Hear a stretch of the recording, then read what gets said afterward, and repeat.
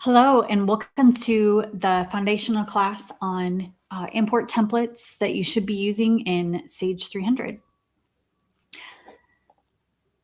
Today, we're going to cover job cost entry imports, payroll time entry imports, cash management import and clearing of checks, and GL import transactions.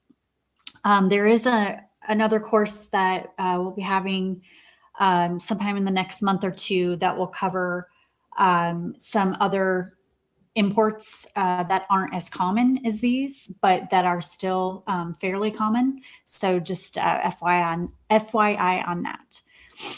We're going to go over how to fill out the import templates that we have here at Bangert in Excel, how to fill those out. Then we're going to show you how to import those into Sage. Okay, and we're going to leave some time at the end for questions. Also, at the end of the live stream, we will be posting the Excel file templates that we are showing you here today into the bug live stream attached to this live stream. Okay, so let's get into it.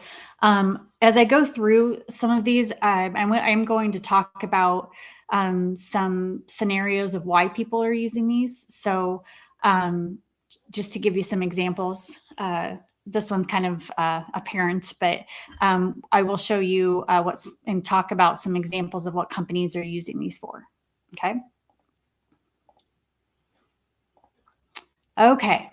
So the first import that we're going to talk about is a direct cost entry import. Okay.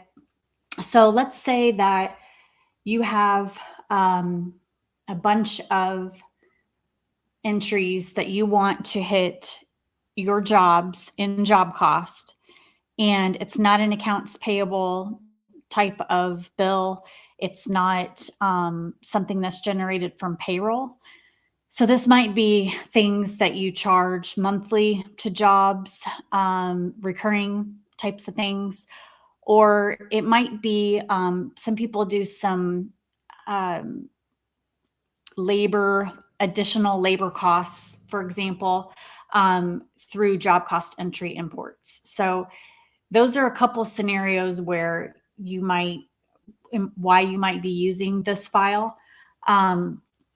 Obviously, you can enter them in manually into Sage through the enter direct costs task, but this would be for, if you have a lot of lines going on, or you have a lot of recurring transactions in your job cost module that you don't want to type into Sage every month by hand. So this becomes handy for that kind of situation. Okay, so I'm going to show job cost module here first. So as a lot of you probably know, to enter in a direct cost entry manually, you come in here to do that. Now, if you want to import the Excel file template that I'm showing you, you will come into here once we've completed it and import direct costs here. Okay. So I'm going to go over the template that's been created here, and I am going to show you how to fill this out, how to get it from here to Sage into posting to your job. Okay. So the header line here is defined most of the time by the first column. So DC is direct cost in this example. So GL is like GLT. So if you're going to import a general ledger transaction entry, that import file uses GLT for the first column. So this helps Sage identify what we're trying to do or what type of file it needs to kind of register when we're doing the import. Okay. So you always want to stay with DC here. You don't want to change that. That has to be there. I'm going to explain this GL thing in a minute that I have listed here. So DC is always your first field on any direct cost entry line that you have. Okay, so I gave an example here. of a entry that we can import into Sage. Okay, so you notice I put DC here. I'm going to actually fix something I just saw.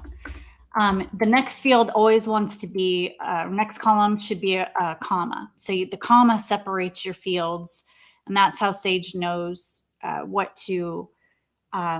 to separate and stop your entry for that specific field. Okay, so DC, and you're always going to have a comma in between, and you're going to hit your job number. Okay, so this is a sample job, my sample company. Now, some companies in Sage use extras, and some companies do not use extras. So it's kind of like it's like a sub job sort of. If you're not using extras, then you can leave it blank. Okay, if you are using extras, then you'll want to fill that extra code in right there. Okay. Then you always want to have a comma, regardless of if you filled a field out or not. There always has to be a comma in between the headers, like it shows just exactly like up here. Okay, then my cost code for my sample line here, I just picked one. It's 3210. Got a comma. I want to charge to material. Got a comma. The 2 tells the system, it's just a code Sage has, but 2 means direct job cost entry. So you, like DC, you kind of just want to leave that alone and keep that as a number 2. Okay. Got another comma. The date here is your transaction date. Can be different than your accounting date, but the accounting date is going to be what posts into the system, into your job and your GL.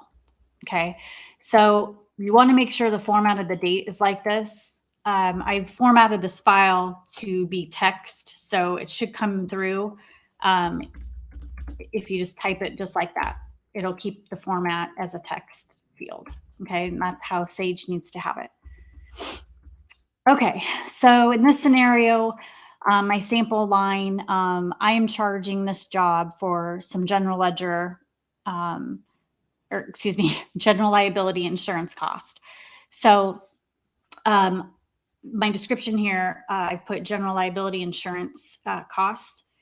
Some fields or some imports, you do need to have parentheses around the description if there's words. This one you do not, but if you have a scenario where your import's not working or it airs out on you, just go ahead and put some quotation marks, not parentheses, quotation marks around here so that it recognizes it as a text. But this one does not require it. Okay. The units and unit costs can be blank if you don't want to use them. So in this scenario, I'm going to charge $15,000 to this job, to that cost code. I'm going to debit my cost of sales account here, which in GL, that would be my cost of sales materials account that I've picked. Okay, so I typed that in. The 104,003 is my credit account. So that would be my other income account that I've chosen to offset. So it's going to debit 105003, credit 104,003, and it's going to put a charge to this job of $15,000. Okay. So in order to get this into Sage, again, you're probably going to have multiple lines here. You're going to copy this formula over here, which kind of puts it all together for you. But again, you probably have multiple lines. So you'll copy just straight down. So you'll copy your data. You're going to paste it into a notepad. Okay, we're just going to save it somewhere here.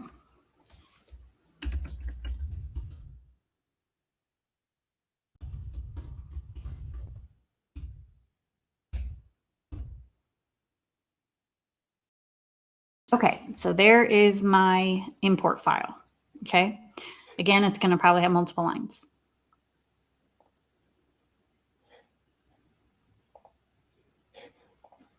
Next step, you're going to come in here. You're going to import direct costs. I'm going to go out and find my file.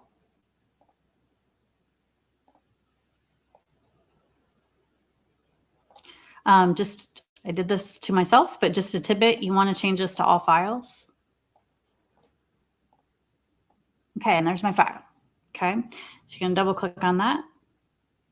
It creates an automatic reject file for you, so you can see the results that some of the lines might have come in, some might reject.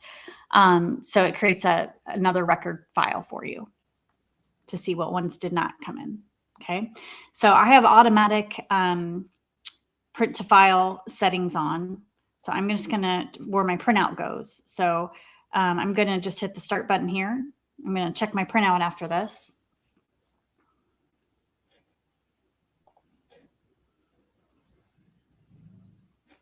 Okay, so let's go here. Check my printouts. So I'm gonna go to my job cost printouts here. And there is my entry hitting this job. Tells you the dates, recaps the debit and credit account. Here's my description as well. Okay, so it's telling me that this was imported. Now, what this is not doing is this is not posting to job costs. It's just importing it into the new file.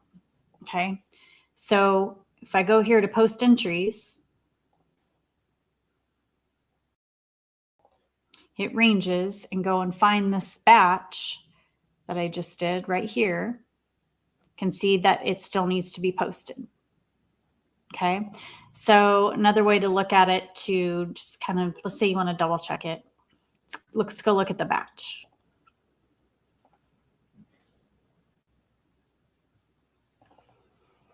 So there's my entry.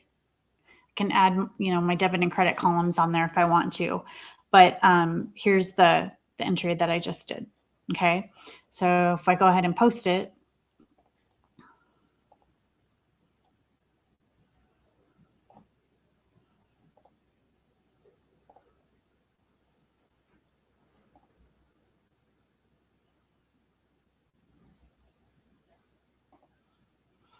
let's go look at the job.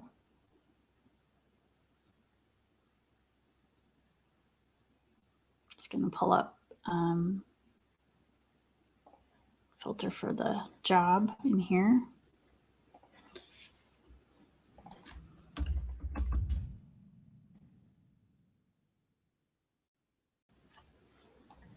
You can see the GL insurance cost entry right here that I imported and posted, and it is now hitting in the current file.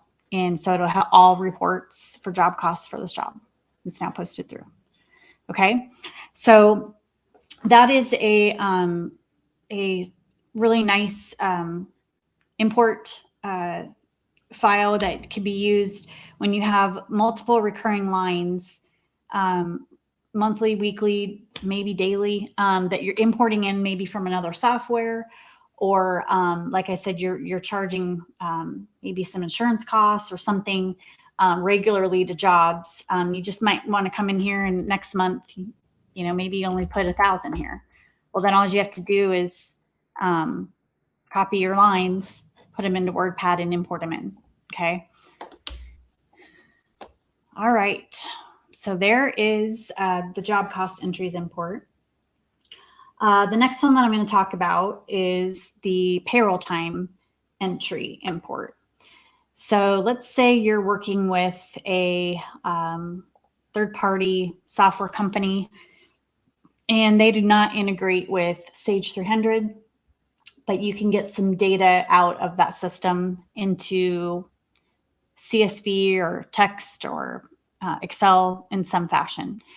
The payroll time entry import in that scenario is really nice, because you can imagine if you're doing daily time, if you've got hundreds of employees or even 20 employees, but they're coding their time all over the place.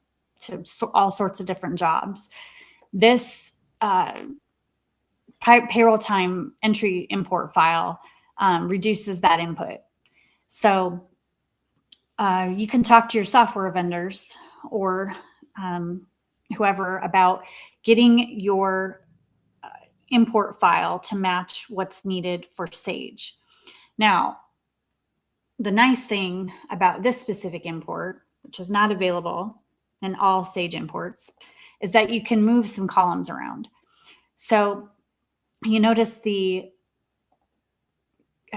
statement up here, the following columns, these columns right here, are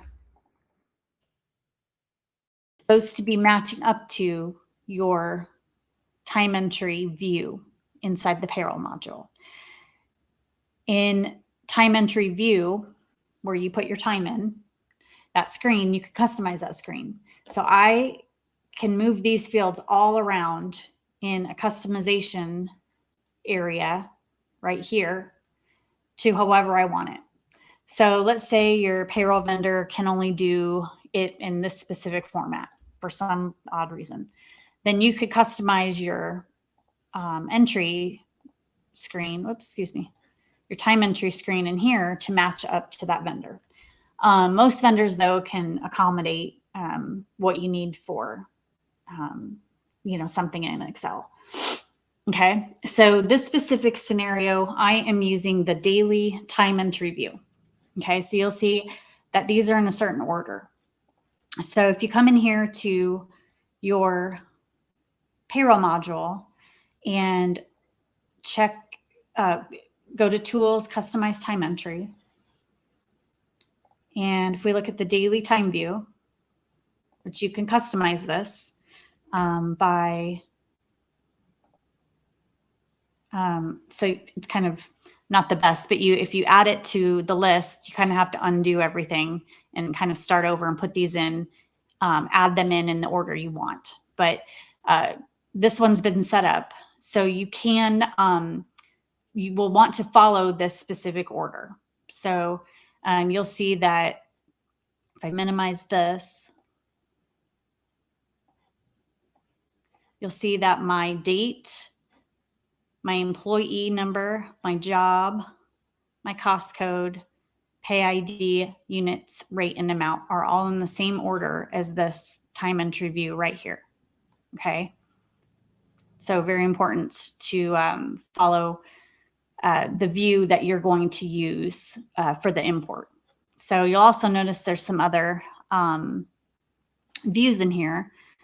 So maybe my salaried people don't have a job that they get coded to. Then I can have another import file that just looks like this. Employee would be first, units, rate, pay ID, units, rate, amount. Okay, so you just want to make sure that this corresponds with the order of this. Okay, so in this sample, I've created a payroll line for a person. So their payroll is dated 5/31. Employee number 101. Their time's going to hit this job. It's going to hit this cost code. And in this scenario, this one seemed to want to have quotation marks around it. So on your pay ID, you will want to do that there. So we're using regular time. Pay IDs are going to have to correspond to your pay IDs that are in here. Okay, so reg for regular. Okay, then 40 hours at $25 an hour. And you can make this a formula, but I just hard coded it. So you have the $1,000 total. Okay, so here's the text that you're going to want to copy to WordPad. Again, you're going to have a bunch of lines. Just to make it easy, we're going to do a simple copy.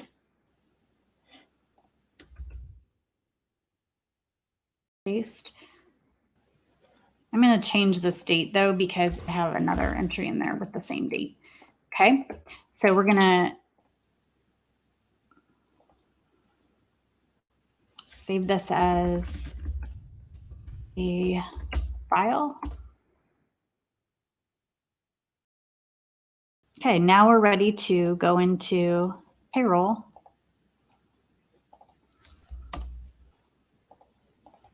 And import the information in, the time in.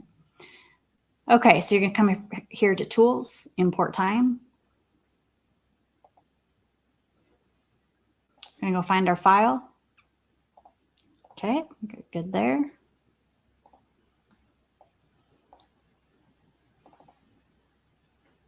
Okay, in this specific import screen, you're just gonna wanna type some sort of error file name.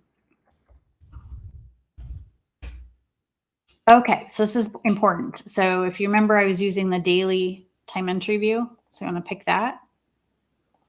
I'm just going to put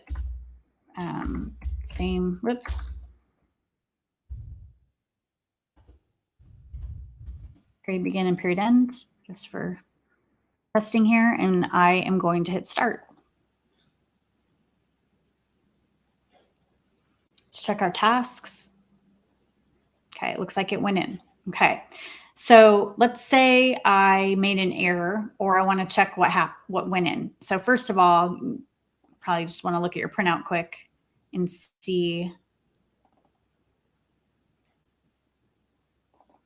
did this go in? Looks like it did. Okay. Now let's go look at the time. So if you want to enter time in from scratch, as if it's never been entered in, you want to go here, but we've already imported it in. So we want to look at it. So let's go here to change. We haven't posted it yet. So we want to change the unposted time. We just want to look at it. Okay. So I'm going to pick the daily view. I'm going to put in my end date that I used. And you're going to see the employee 101 for the job, the cost code. My regular time, 40 hours at 25 for $1,000. Okay, for gross pay. So this brings your time in and brings your time in unposted. Okay, so then at this point, you will want to go through your payroll process. So you'll want to process your payroll, print or generate direct deposits and post your checks. Okay. So at that point, that just brings the time in, which is what we were covering. So, but again, to look at it, you want to go in here to change unposted time. You can also delete it in here as well. I didn't really talk about that, but say you brought it in on accident, you can just hit the delete button here and start your import over. Okay. Okay. All right. So that covers the payroll time entry. Next one we are going to talk about is the cash management importing of cleared checks.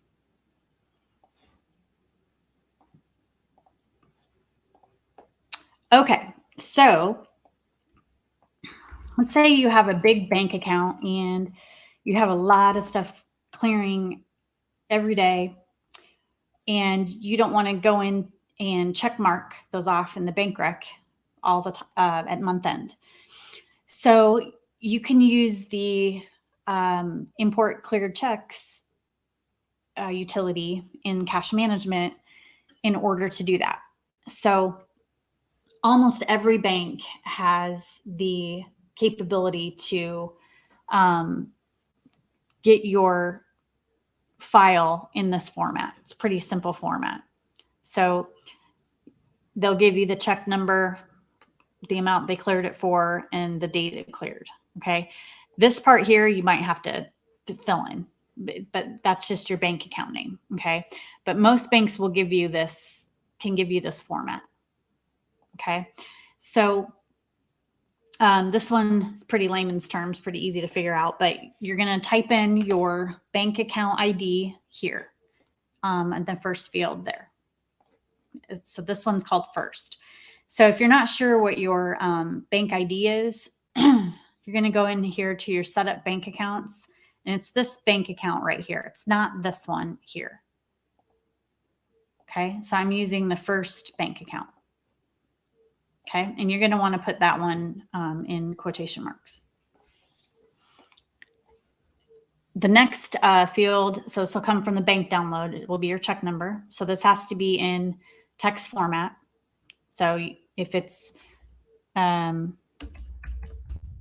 your bank, you want it to show like that, not 1589. You don't want it to truncate the 0. Okay. The cleared amount should come from the bank, and your cleared date also should come from the bank. Okay. So you want to make sure your commas are in between, just like it shows here.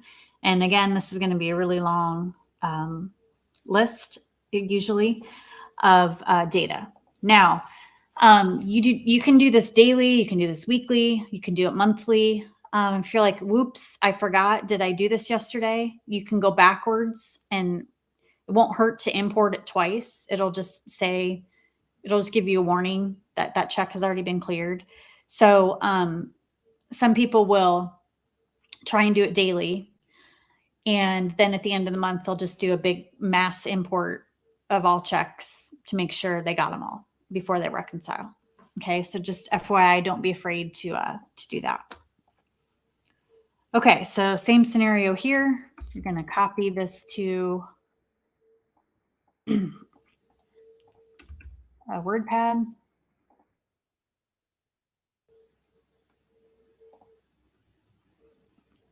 And import cleared checks. Okay, so I went ahead and looked in my sample company to make sure this check had not been already cleared. Okay, so I'll show you what it looks like right now.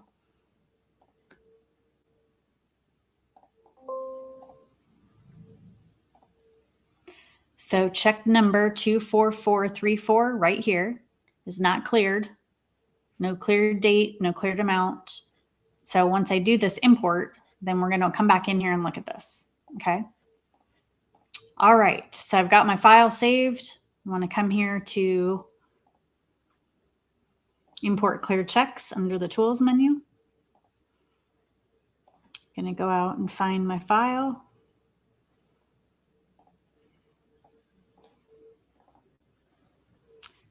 And you can just usually leave that way for the naming. And I've got everything already pre-set up for my printouts. So I'm going to hit start.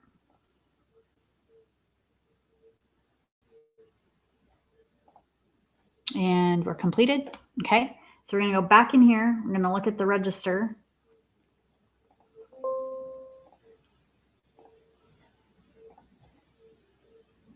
And you can now see that this is now check marked on the cleared column, the cleared amount, and the cleared date that I had on the file. Okay.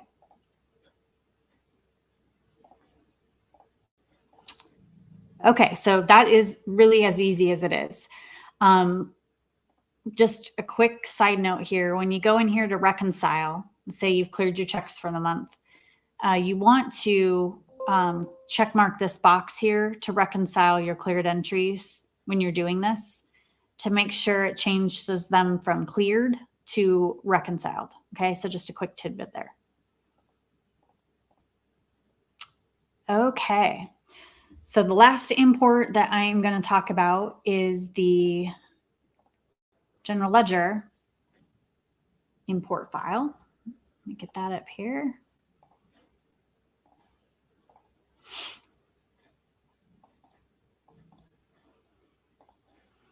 All right.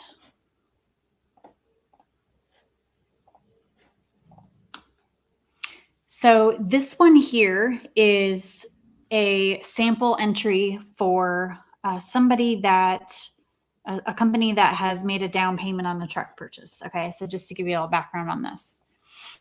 So your title headings up here are GLT is your first, it's static, it has to be that. You can't change that. Your account number that you want it to code to in general ledger, your counting date, The journal you're going to want to keep as 1. So that's a static field as well. So that just identifies it as a general ledger journal entry. Reference 1 and reference 2, you can use if you want. It's just another kind of like description field. It's just a shorter one. But I've left those blank. In the description, I put down payment on a truck. And it's going to debit this account. So 10/18/04 is my motor vehicles. And my 10/2006 credit is my deposits account. Okay. So right now these two accounts have has 226,000 in here and 80,000 in here. Okay. So once I post this, we would expect those to go up once I import and post. Okay. So we're going to copy these 2 lines here. I'm going to put them into WordPad.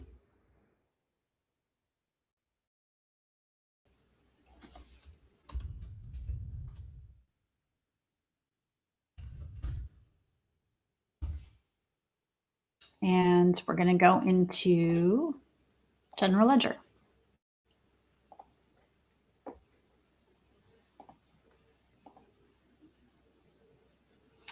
All right, so I'm going to come over here and I'm going to go to Tools, Import Transactions. We're going to go find the file.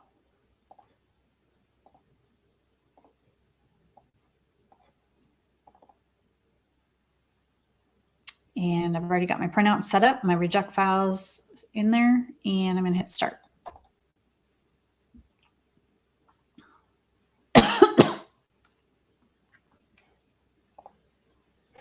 Okay, so let's go check our printout.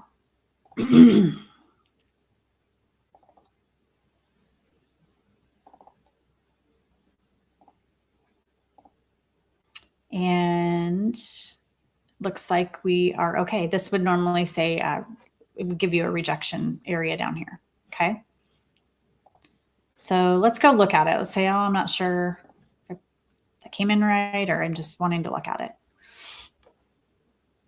So here's the one I just did. It's a GL. It's the only one in here for today. You can see my 2 accounts, my date, down payment, debit and credit. Okay. So right now this is not posted. It's in the new file.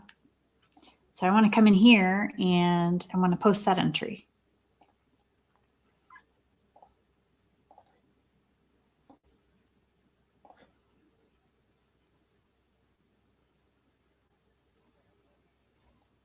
Okay, so let's go look at our accounts again. And now we can see there's a $25,000 for activity. This is May of 2015, by the way. That went up by 25,000, and my deposits were 80, and now I'm up to 105,000. This had an $80,000 entry in there for May already. Okay, so pretty simple. Once you get and can actually use these files, just basically copying and pasting into WordPad and importing it in. Now, if you have some rejects or some portions that or lines that don't come in, check the reject file for what did not come in. Also, like I was showing you, use the entries by batch and look at it too. Is another way you can look and see what happened. Common errors are quotation marks, a missing comma, or you're missing a column up here and it's not in the order that you want. Okay. So if you get stuck beyond that, reach out to us and we can help you with that. But normally if you follow this, this format, you make sure your dates are like this. That's a big one too. And you're using text format on this file and your format cells here. make sure they're text. Those are big ones that people run into with the import scenarios. Okay. One little quick tidbit on this one I do want to mention is if you are using accrual, cash basis, or both, just make sure you read this to determine if you need to use this field. But generally, you can leave that blank. It's just noted in the help menu, so I put that on there for you. Okay, so right now, let me check and see if we have any questions. Okay, so there are no questions at the moment. Again, reach out to help@bangertinc.com if you have any questions, and I will be posting these files onto the bug live stream for you to be able to access. Thanks for your time, and have a good rest of the day.